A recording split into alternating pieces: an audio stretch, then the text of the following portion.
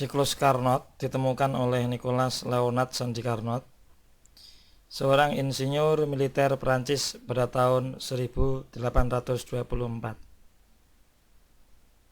Siklus ini merupakan siklus hipotesis atau sebuah mesin kalor hipotetis yang beroperasi dalam suatu siklus reversibel yang disebut siklus Carnot.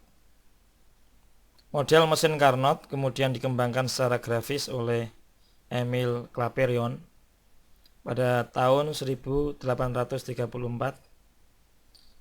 dan diuraikan secara matematis oleh Rudolf Clausius pada tahun 1850 sampai 1860.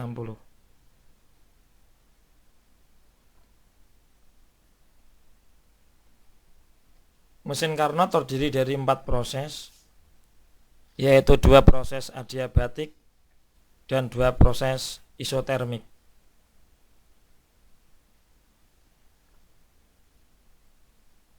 Berikut adalah proses-proses dalam siklus Carnot. Yang pertama adalah proses pemoian isotermal,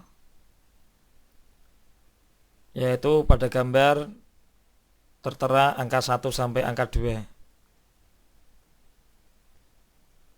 Pada pemoian isotermal, sistem dikontakkan dengan sebuah reservoir suhu tinggi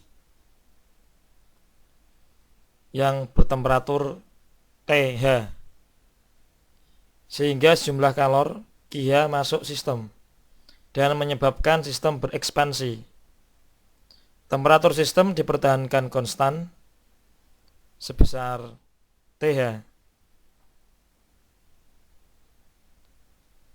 Kemudian proses yang kedua adalah ekspansi adiabatik. Pada gambar tertera angka 2 sampai 3. Pada ekspansi adiabatik, sistem diisolasi dan dibiarkan berekspansi sehingga menyebabkan temperatur sistem turun dari TH menuju ke TL atau TC. Yang ketiga adalah proses kompresi isotermik atau pemampatan secara isotermis. Sistem dikompresi dan dikontakkan dengan sebuah reservoir suhu rendah, sehingga sejumlah kalor dikeluarkan dari sistem. Temperatur sistem dipertahankan tetap sebesar TC atau TL. Dan yang terakhir adalah proses kompresi adiabatik. Pada gambar tertera angka 4 sampai angka 1. Pada proses kompresi adiabatik, sistem kembali diisolasi dan dikompres, menyebabkan keadaan sistem kembali seperti semula.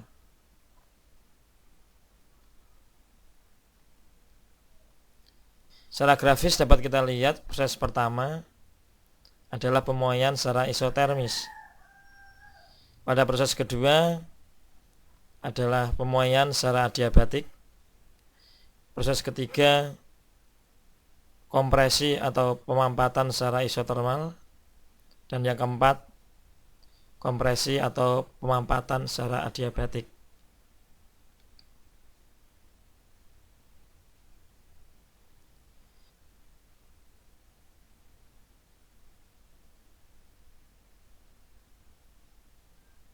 Berikut adalah file flash yang dapat kita amati proses-proses dalam siklus Carnot.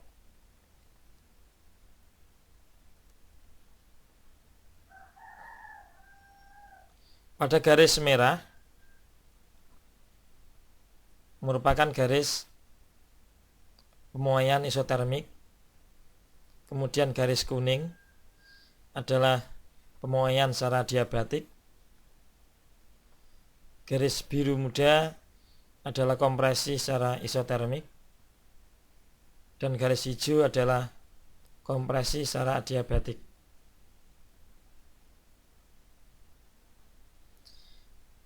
Kita bisa melihat hubungan antara tekanan, volume, dengan suhu. Pada saat proses secara isotermik, maka suhu akan dalam keadaan tetap, yaitu pada garis biru muda, dan pada garis merah. Sedangkan pada proses adiabatik,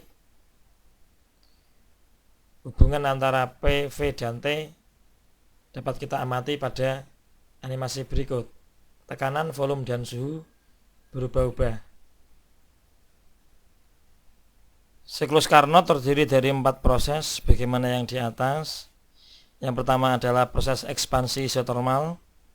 Pada proses ini gas menyerap kalor dari reservoir suhu tinggi serta melakukan usaha.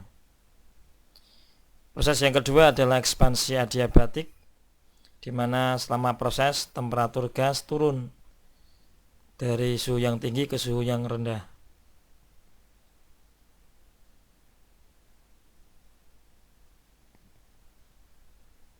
Yang ketiga adalah proses kompresi isotermal,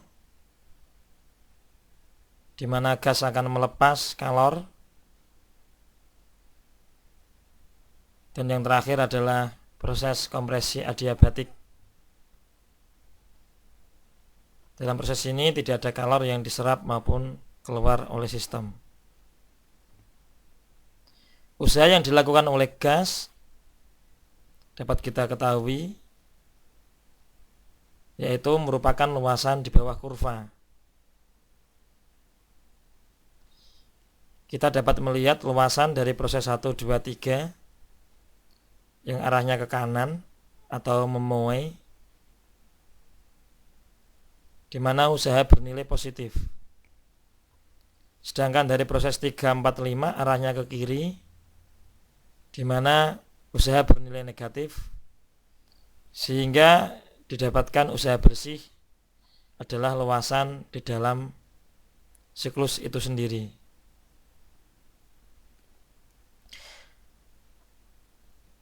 Efisiensi mesin Carnot dapat kita lihat sebagai rasio perbandingan antara W dengan Q1. Sehingga pada siklus Carnot berlaku Q2 dibanding Q1 sama dengan T2 dibanding T1. Pada CD video tutorial juga kami sertakan file PDF yang berisi informasi-informasi bagaimana tentang siklus Carnot dan penurunan matematis untuk mencari efisiensinya. Harapannya file PDF ini dapat digunakan sebagai sumber belajar mandiri baik oleh guru maupun oleh peserta didik sebagai pengayaan penurunan matematis untuk mendapatkan efisiensi mesin Carnot. Berikut ini juga merupakan simulasi dari siklus Carnot, di mana pada simulasi ini kita bisa melihat bahwa siklus Carnot terdiri dari 4 proses atau 4 langkah. Langkah yang pertama, isotermik ekspansi atau ekspansi isotermik, digambarkan dengan garis biru muda. Kemudian ekspansi adiabatik digambarkan dengan garis biru tua. Kompresi isotermik digambarkan dengan garis merah muda, dan kompresi adiabatik digambarkan dengan garis merah tua. Kita bisa menggunakan tombol-tombol navigasi, misalnya tombol merah untuk stop, tombol kuning untuk pause, serta tombol hijau untuk start atau untuk play. Kemudian pada kotak di atas kita bisa melihat hubungan antara tekanan, volume, dan suhu selama 4 proses. Misalnya adalah sebagai berikut.